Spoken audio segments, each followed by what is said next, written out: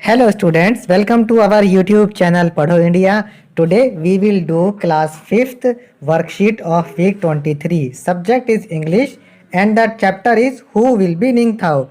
Let us start solving the worksheet.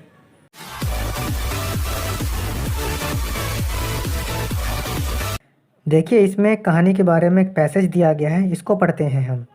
The Ningthou and Leima, king and queen of Manipur, ruled over their people who loved them. राजा निंगथाउ और रानी Lima Manipur पर राज करते थे। वह अपनी प्रजा से बहुत प्यार करते थे। The people in the kingdom lived happily and peacefully. उनके राज्य में लोग खुशी से और शांति से रहते थे। But as the years passed, it was time to decide who would succeed to the throne. जैसे जैसे समय गुजरा, यह फैसला लेने का समय आ गया कि अब सिंहासन पर कौन बैठेगा। The king and queen had 4 children, 3 sons and 1 daughter, and everyone thought it will be the one of the sons as it had always been. राजा और रानी के 4 बच्चे थे, जिनमें 3 लड़के और 1 लड़की थी। सबने सोचा कि हमेशा की तरह कोई बेटा ही राजा बनेगा। However, they chose the daughter for she had the right qualities that made a good ruler. लेकिन राजा रानी ने अपनी बेटी को चुना क्योंकि उसमें एक अच्छा शासक यानी राजा बनने के गुण थे। चलिए अब करते हैं इसके क्वेश्चंस के answer. Question number 1, name the place in Manipur where the Ningthou and Leima ruled. Manipur के किस स्थान पर निंगथाउ और लीमा राज करते थे। तो बच्चों, मणिपुर में कांगलीपाक नाम की जगह पर निंगथाउ और लीमा राज करते थे। हम आंसर लिखेंगे, the Ningthou and Leima ruled in Kangleipak in Manipur. Question number 2, how did the king want to select their future ruler. राजा किस तरीके से आने वाले राजा को चुनना चाहता था। तो जो राजा था वह यह चाहता था कि भविष्य में कोई भी राजा बने उसके अंदर एक अच्छे राजा बनने के गुण होने चाहिए। तो आंसर है, the king wanted to select the future ruler who should have the right qualities of a good ruler. Question number 3 देखिए, write the different languages that students in your class know. आप उन अलग अलग भाषाओं के नाम लिखिए जो आपकी कक्षा के बच्चे जानते हैं। तो आप सभी की कक्षाओं के बच्चे अलग अलग भाषाओं को जानते होंगे। जो मेरी कक्षा के बच्चे हैं उन्हें हिंदी, भोजपुरी और पंजाबी भाषाएं आती हैं। तो मैं उत्तर लिखता हूँ, the students in my class know Hindi, Bhojpuri and Punjabi languages. Question number 4 देखिए, list down the 5 qualities of a good ruler. एक अच्छे राजा की 5 विशेषताएं या गुण लिखिए। तो एक अच्छे राजा में जो गुण होने चाहिए वो कुछ इस प्रकार हैं। पोलाइट यानी विनम्र, मीठा बोलने वाला।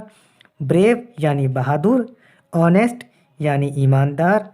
ट्रस्टवर्दी यानी भरोसेमंद, जिस पे भरोसा किया जा सके।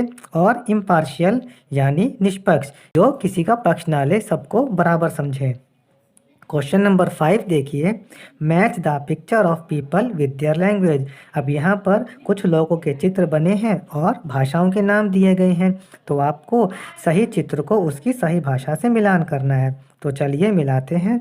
ये मिला दिया हमने मलयालम को, अब मिलाया पंजाबी को, मणिपुरी मिला दिया और ये गुजराती भी मिला दिया है। क्वेश्चन नंबर 6 देखिए, write down the past tense of the following words. यहाँ पर आपको कुछ शब्द दिए गए हैं, आपको इनके पास्ट टेंस मतलब भूतकाल के शब्द लिखने हैं। जैसे कैरी का हो गया कैरीड, मैरी का होगा मैरीड यानी शादी करना, लैंड का होगा लैंडिड यानी उतरना, शाउट चिल्लाना का होगा शाउटेड, प्रूव साबित करने का प्रूव्ड, रिमेन रह जाना रिमेन्ड, फिनिश खत्म करना finished, charge charged, love loved और लिव का लिव्ड। क्वेश्चन नंबर 7 देखिए, write the name of the following famous people and write what they are famous for. अब यहाँ पर आपको चित्र दे रखे हैं, आपको यह बताना है कि यह चित्र किसका है और यह व्यक्ति किस लिए प्रसिद्ध है। तो पहला चित्र यहाँ पर दिया गया है महात्मा गांधी का, और महात्मा गांधी इसलिए प्रसिद्ध हैं क्योंकि यह हमारे देश के राष्ट्रपिता हैं। तो हम लिखेंगे Mahatma Gandhi, father of the nation. दूसरा चित्र दिया गया है रविंद्रनाथ टैगोर का। रविंद्रनाथ टैगोर एक जाने माने लेखक रह चुके हैं, वह कवि भी थे। तो हम लिखेंगे रविंद्रनाथ टैगोर राइटर। देखिए अगला चित्र है सचिन तेंदुलकर, ये एक बहुत प्रसिद्ध क्रिकेटर हैं। फिर चित्र आता है मैरी कॉम का, मैरी कॉम एक बहुत अच्छी बॉक्सर हैं।